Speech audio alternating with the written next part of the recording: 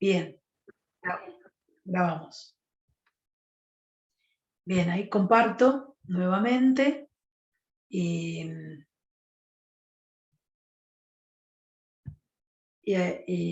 seguimos desarrollando el tema, ¿sí? Ahí está. Voy a compartir por las dudas el sonido. Vamos a ir un poquito más rápido, pero no por eso menos. Bien, entonces hablamos, ¿qué pasa con los Juegos Olímpicos? ¿Hasta dónde? ¿Cómo se están viendo? Yo les contaba que en el alto rendimiento, que es alto rendimiento, no cualquier práctica deportiva, se está viendo en el COI y qué hacemos con lo largo de los ligamentos, lo largo de las articulaciones. Se empieza a pensar dónde van a poner el límite de los récords. Mejor dicho, de quienes vayan a hacer un récord, cuánto normales van a ser. Porque a Phelps nadie se lo cuestionó.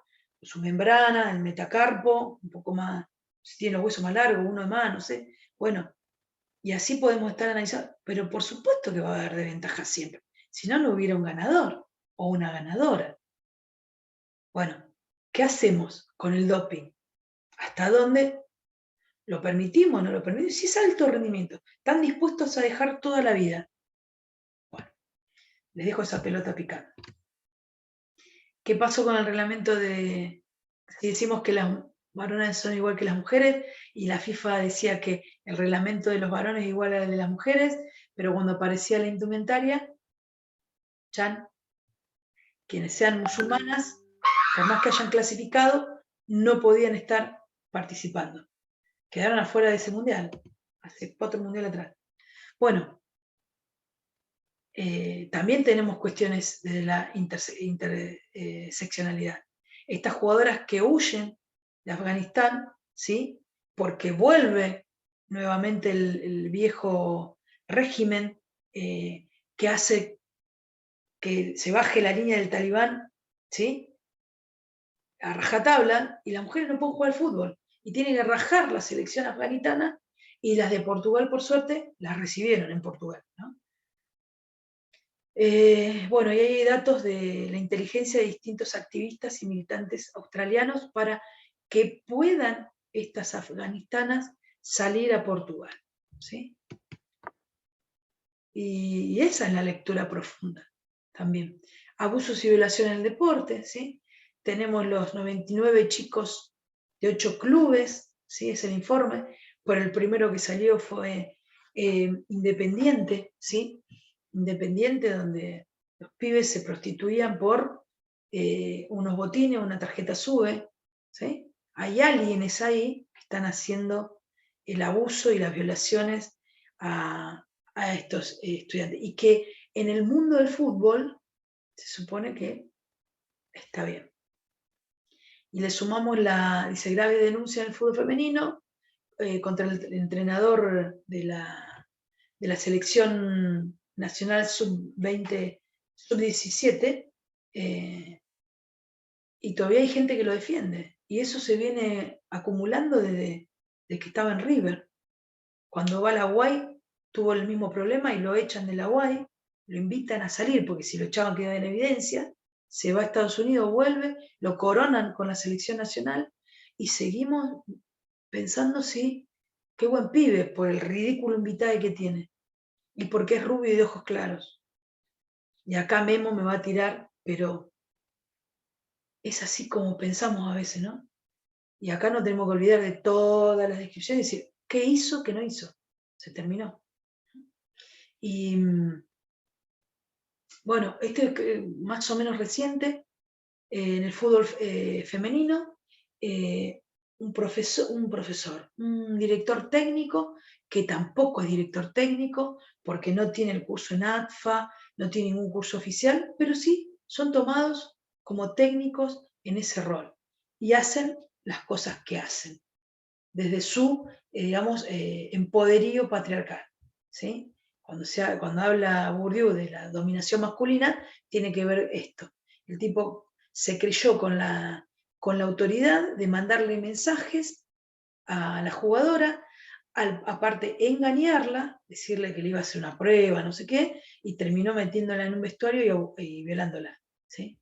Entonces, es fuerte esa. Bienvenidas y bienvenidos a Caja de Patriarcado, Herramientas. En machismo. este primer programa vamos a ¿Se hablar escucha? de el patriarcado. Si se fue de casa ni una menos, si se puso minifalda ni una menos, si se pintó los labios, ni una menos, ni una menos, ni una menos, ni una menos. Para el patriarcado los varones tienen que ser bien machos, machitos, como si eso fuera muy bueno.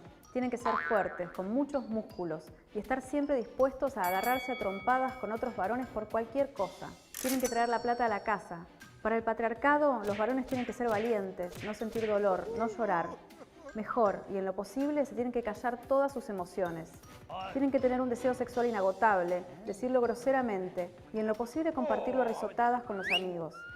Tienen que gustar solo de mujeres y coleccionarlas, como si acumularan cosas. Para el patriarcado, los varones tienen que ser poderosos, imponer respeto y un poco de miedo. Tienen que tener un reloj muy caro, una billetera muy gorda, un auto muy grande y un pene todavía más grande. En el patriarcado a los varones se les impone odiar a la suegra, porque hay que odiarla y es así, y porque es la madre de esa mujer muy linda que eligieron y se queda todos los días en casa planchando camisas. Y por supuesto, el patriarcado tiene ideas muy claras de cómo debemos ser las mujeres. Para el patriarcado las mujeres tenemos que ser lindas, flacas por supuesto, siempre jóvenes, las 24 horas, toda la vida. Tenemos que estar dispuestas, sonreír y aceptar que todos tengan derecho a opinar sobre nuestro cuerpo. Porque tenemos que ser sexys, pero no tanto. Y por eso cada día, cada mañana, rebanarnos la cabeza pensando qué nos vamos a poner para que no nos griten tanto. Porque en el patriarcado las mujeres tenemos altas probabilidades de ser víctimas de violaciones o femicidios. Y cuando la noticia salga en los diarios, nos van a juzgar por lo corta que era la pollera o lo apretado de nuestro pantalón. Para el patriarcado, las mujeres somos más débiles, más incapaces, más inútiles y no estamos capacitadas para ciertas tareas y ciertos cargos. Por eso, para el patriarcado, las mujeres tenemos que ganar menos que los varones, incluso si hacemos sus mismos trabajos. Pero sí resulta que para el patriarcado, las mujeres tenemos que cocinar, limpiar, cuidar a los niños, y eso en general de manera gratuita. Y por supuesto, para el patriarcado, las mujeres tenemos que ser madres, porque para el patriarcado, ser madre es lo principal, lo central, lo definitorio para una mujer. Perdón, ahí. Por todas estas cosas y otras tantas para las que ya no tengo voz ni aire para describir acá, las mujeres tenemos que esforzarnos el doble para que escuchen lo que tenemos para decir. Ricas, ricos, pobres, señoras, rubias, verdes, chicos, chicas, todos vivimos en el patriarcado. El patriarcado es algo que no se puede oler, ver ni tocar, pero nos condiciona la vida un montón. ¿Qué es entonces el patriarcado? Es un conjunto de normas y procedimientos que regulan la sociedad y generan desigualdad entre varones y mujeres. El patriarcado se expresa en una palabra de la que seguramente escuchaste hablar: machismo. El machismo es un discurso de discriminación y desigualdad que se basa en la creencia de que los varones son mejores que las mujeres. El machismo se expresa en comportamientos, actitudes y expresiones prepotentes contra las mujeres solo por ser mujeres. Esa prepotencia machista se extiende a gays, lesbianas, transexuales, transgéneros, travestis, niñas y niños. Ahora tenemos una caja de herramientas que nos ayuda a romper los mandatos del patriarcado. ¿Y por dónde empezamos? Bueno, podemos mirar a nuestro alrededor, cuestionar la realidad, hacernos preguntas, pensarnos a nosotras mismas. Todo eso es feminismo. Bienvenidas y bienvenidos a Caja de Herramientas. Bueno, este es Caja de Herramientas. Si lo ponen en YouTube van a tener un montón de temas y me parecía bueno traerles un poco esto bastante estereotipado, pero que no solamente esconde como esos micromachismos, ¿no? Entonces es gráfico cuando el varón se ve representado en eso que hegemónico, cis, ¿no? Cuando se ve reflejado en eso, podemos empezar también a hablar de otras cuestiones. Así que bueno, la heteronorma y el androcentrismo, que lo venimos viendo, Así que vamos a seguir continuando. Preguntarnos qué pasa con el patriarcado. Patriarcado es el sistema, ¿sí? Y la persona es machista, ¿sí? Termina siendo patriarcal en algún momento, pero lo estructural, universal, histórico del patriarcado se refleja en las actitudes machistas, más allá de los géneros, los sexos, ¿sí? Y qué pasa, ¿no? En nuestras instituciones deportivas. Podemos pensar también en nuestra institución de estudio, ¿no? Pero esto es muy gráfico también, ¿no? La tenemos a Eva rodeada de todos varones. No apareció ninguna ahí de las compañeras del 71. Primero porque esto fue antes, pero seguramente ya en el 50 hay también unos estudios que hay mujeres basquetbolistas, mujeres futbolistas, y algún otro deporte más del atletismo que no estaba bien visto para la época. Y que ahí Eva hace un empujón para también comenzar a organizarlas, organizarse o visibilizar las organizaciones que tenían a nivel deportivo. Y acá quiero llegar, masculinidades hegemónicas versus masculinidades plurales. ¿Sí? Si hablar de distintos tipos de masculinidad es reconocer que existen una multiplicidad de formas de ser varón.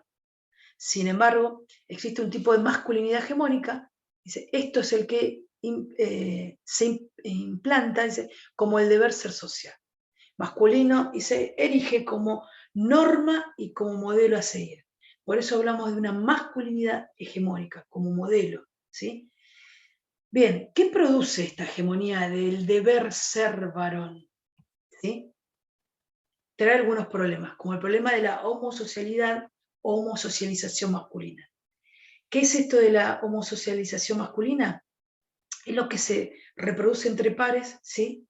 Que se encuentran, y hay una cuestión de tipo vincular, de tipo interdependencia, una complicidad y una solidaridad entre varones, ¿sí? Entre varones hegemónicos.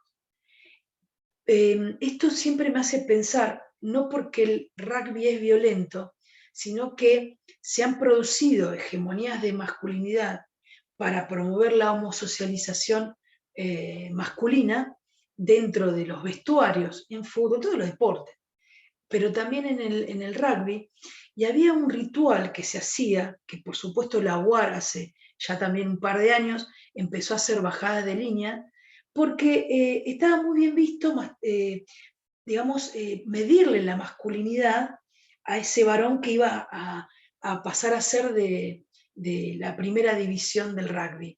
Cuando hacía ese ascenso, se lo hacían pagar. Entonces, por ejemplo, es típica, antes voy a decir esto, ¿no? La homosocialización que vemos en la escuela, que los varones se toquen el culo, que se mojen la oreja, que ahí estén diciendo, se nombren en femenino, hola chicas, y están hablando entre ellos, ¿no? Esto es la homosocialización desde lo vincular, la interdependencia, pero ahí aparece cuando aparece la complicidad y la solidaridad entre varones. Les contaba que algunos grupos de rugby lo que hacían así como manera sistemática de medir la masculinidad hegemónica era, por ejemplo, atarle los brazos y las piernas y que todos pasen con su pene por la boca de este deportista, este rugby. Pero como eso no es suficiente, había como un ritual que se lo llamaba pilorto, la pila en el orto, así como se interpreta, ¿no? Esa pila era introducida por otros compañeros generalmente con dentífrico o con algo que lo lubrique. Pero ¿cuál era la gracia de todo esto? Porque ahí no termina. Tenía que hacer alguna ejercitación que hacen en el entrenamiento y que la pila no se le caiga. Y así tenemos miles de situaciones que muestran o que hacen, que muestran la crueldad de la homosocialización masculina en tanto hegemónica, donde mide los niveles de masculinidad del que va a ser, por ejemplo, este deporte. Se ve en el fútbol, no solamente en las hinchadas, ¿sí? Despacito, despacito, te rompemos el culito, con esa relación de hay que subordinar al otro, ¿sí? Y ahora vamos a ver también otro ejemplo, pero pongamos a pensar esto, ¿no?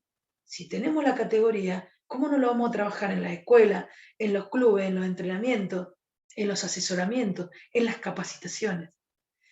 Bueno, dice una situación que es utilizada para justificar. Y cuando yo hablaba de la solidaridad y la complicidad, hasta que uno de esos varones no lo contó en su casa, esto se seguía reproduciendo. Porque hay como un pacto, ¿sí?, en la homosocialización. Un pacto de masculinidad. Y se justificaba, ¿no? Mantener y reafirmar la violencia y dominación, no solamente de los varones, de las mujeres, de los cis, de la identidad diversa, sino de ese varón no hegemónico. Vamos a ver un video. A ver, esperemos que Memo tenga la energía ahí para...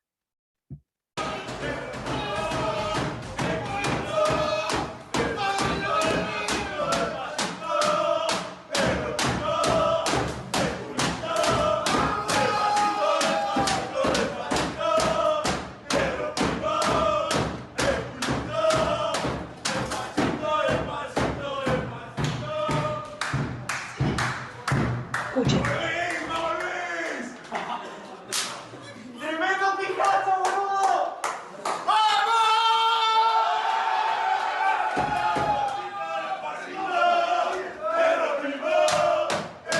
Suficiente, ¿no? Tremendo pijazo. ¿Vieron qué feo que se escucha? Bueno, pero ellos están homosocializados. Y ahí es como que, porque hay que medírsela, porque se miden por la masculinidad de muchas maneras. Ahora, ¿vamos a intervenir o lo dejamos pasar? Ahí está nuestro compromiso de la profesión, ¿no? La masculinidad hegemónica y la homosocialización en tanto la tradición, ¿sí? Seguir reproduciendo. Dos varones se pelean, dale, devolvésela, ¿sí? ¿Cómo se interviene cuando se interviene? El varón cree que tiene que ser fuerte, que tiene que ser violento con otro para conquistar a las mujeres, ¿no? Esa cosa de protección, que ahora vamos a ver los mandatos. Acá hay una película que les sugiero que se llama Taekwondo, es de una de las masculinidades, sí, pero ahí los interpela un compañero y dice, no, a mí me gustan los muchachos. Y ahí dicen, entonces esto es lo que venimos haciendo hasta ahora, vos lo viste de otro lugar. Bueno, mírenla, no voy a spoilear nada. ¿Y qué pasa con estos varones que se tienen que ver así, pero son así? ¿Qué tipo de varón son ustedes? ¿Se lo preguntaron? Y acá vamos a poner, desde esa homosocialización, que se construye desde los mandatos de masculinidad. Y esos mandatos de masculinidad tienen que ver con ser proveedor, ¿sí? Yo tengo que parar la olla. Como yo tengo que proveer a la familia, soy el varón que va a salir a trabajar. Y voy a ir a costa de cualquier cosa porque si no traigo la plata, ¿sí? Pero también me siento protector de esa familia, ese mandato de protector, que yo tengo que...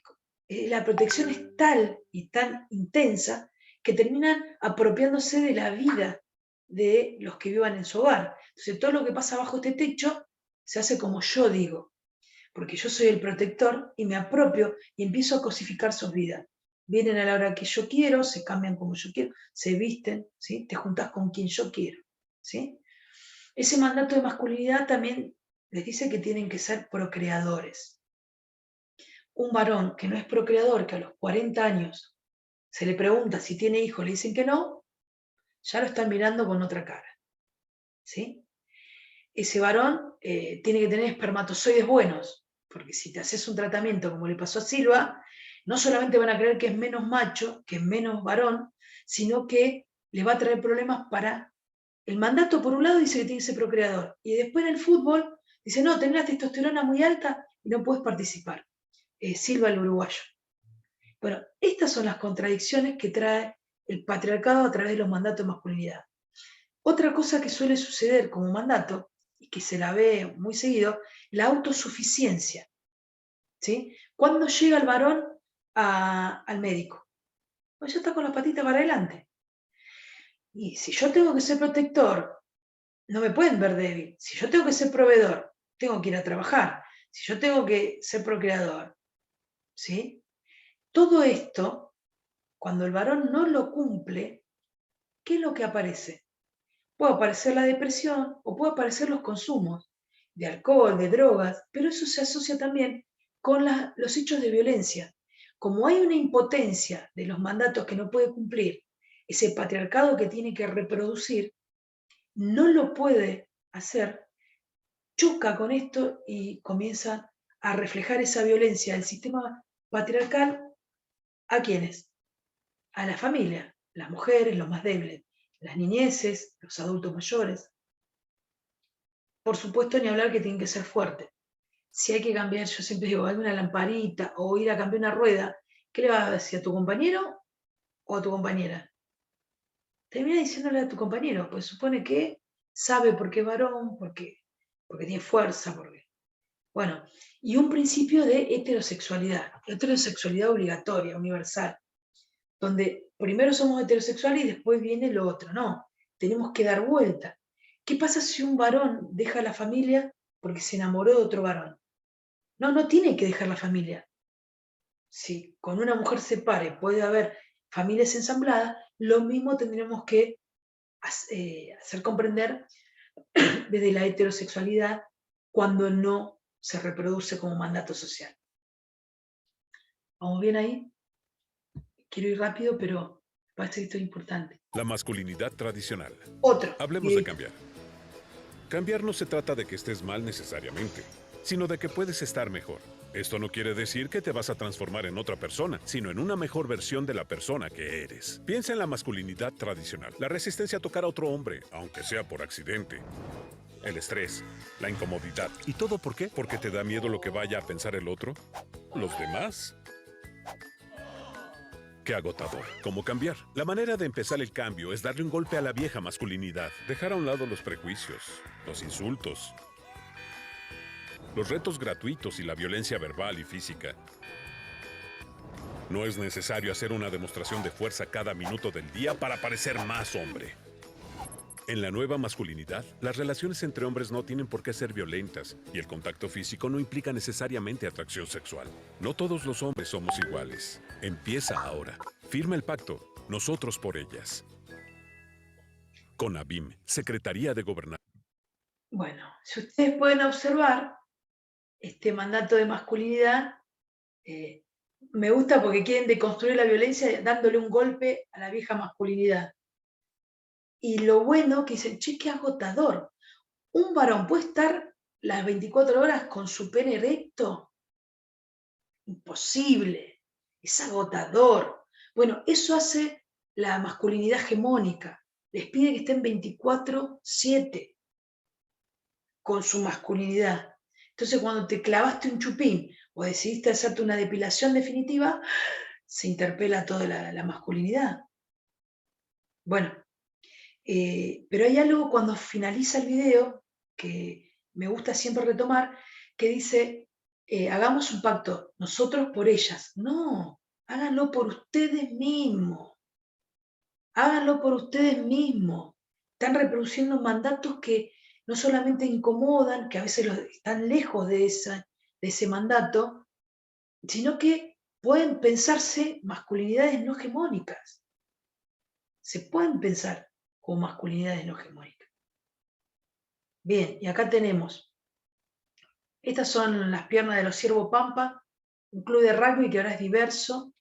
Y acá quiero aclarar algo, ¿no? Siempre que veo esto, recuerdo a ese joven de los Ciervo Pampa que, comillas, muchas, sale del closet. Y yo digo, no tenemos closet, no tenemos armario, apenas tenemos un ropero y no nos sentimos Narnia. ¿Cómo vamos a salir de un closet? Eso es algo que se trajo de las teorías de Estados Unidos. Una persona no tiene que salir de ningún lado porque primero ya es. Segundo, si decido socializarlo, tengo que estar bien de la cabeza y tiene que estar bien mi entorno. No todas las personas van a salir a la marcha del orgullo, porque no les da en su capacidad para poder enfrentar esa situación. Porque, como decíamos hoy, la interseccionalidad, ¿cómo es ese entorno familiar, ese entorno del barrio? ¿Sí? Entonces, invitar a salir del closet es un poco injusto, porque no todos tienen los mismos privilegios. No todos tienen los mismos, no todas, ¿sí? Entonces, ¿de qué se sale del closet? ¿De la orientación sexual nada más? ¿O de qué se sale?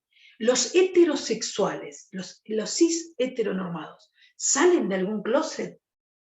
No, por ser hegemonía, pero ¿se presentan? Bien. Pensar entonces acá hegemonías no hegemónicas que empiezan a ser la visibilidad de varones que se ponen aros, ¿sí? Collares, que parecen tan masculinos porque tienen barba, pero al final no es. Bueno, son no hegemónicos. Varones, ¿sí? Trans que van a paternar, perdí la flechita acá, ¿sí? Esta pareja, por un lado, esta pareja también, otro varón trans, ella también es una trans. Estos varones que quieren... está sonando el teléfono, lo tengo lejos. Aguarden.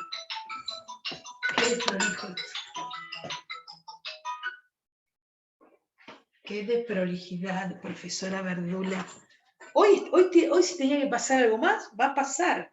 Quédese tranquilo, porque la ley de Murphy dice eso. Que bueno. Y pensemos esto, ¿no? En esta diversidad de varones hay un grupo que les gusta tejer el crochet y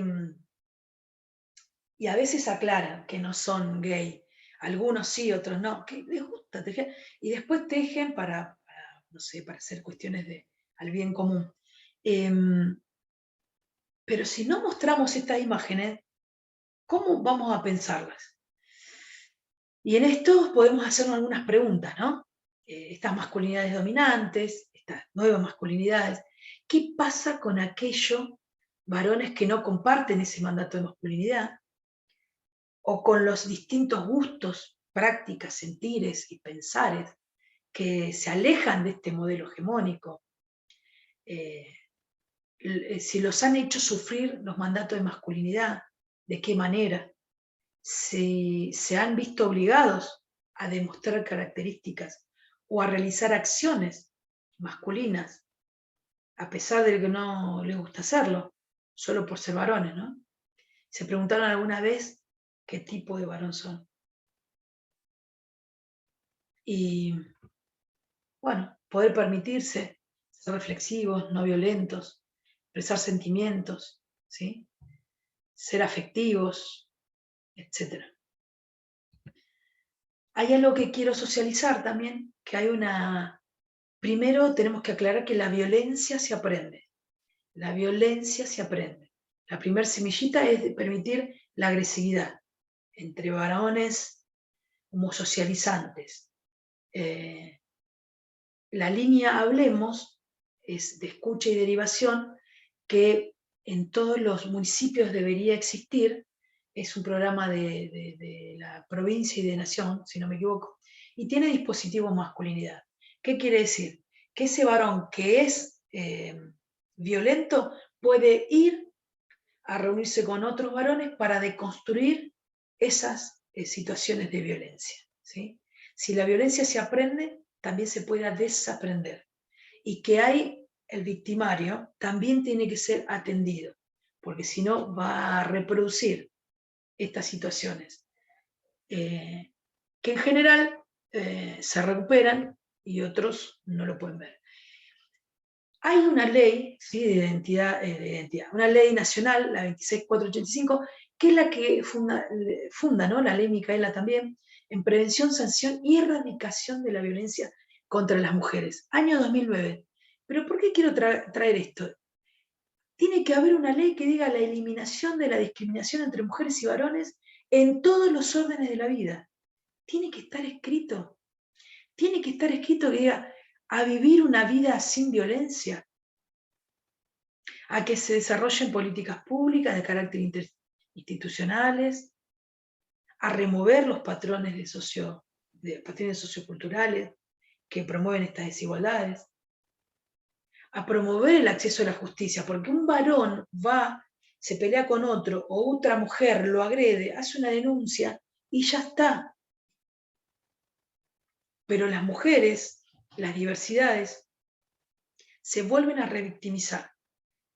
Bueno, asistencia integral, y ahora tenemos que pensar, si hablamos de violencia, ¿cuáles son las violencias? ¿Sí? ¿Cuál es la definición de violencia por género? ¿Sí? Y acá les voy a leer, y es interesante también, dice, toda conducta, acción u omisión, ¿sí? Basada en una relación desigual de poder, ¿sí? Dominación masculina, Bourdieu, entre los géneros que afecte, de manera directa o indirecta, ¿sí?